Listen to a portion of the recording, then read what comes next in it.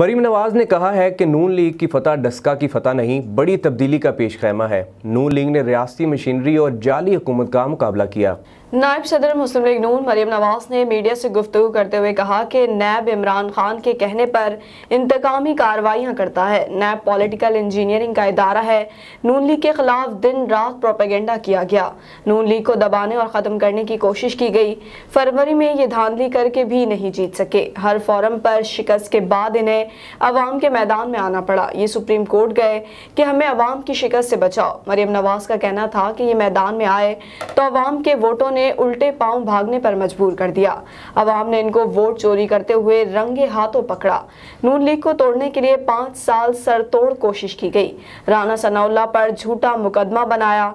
उन्होंने कहा कि जहांगीर तरीन के आपस के मामलात पर कुछ नहीं कहना चाहती। हुकूमती अरकान टीवी पर हुकूमत के खिलाफ बात कर रहे हैं। दूसरी जानिब लाहौर हाई कोर्ट ने मरीम नवाज की गिरफ्तारी से 10 रोज कबल आगाह करने का हुक्म दे दिया। अदालत ने लीगी रहनुमा की दरख्वास्त जमानत निपटा दी।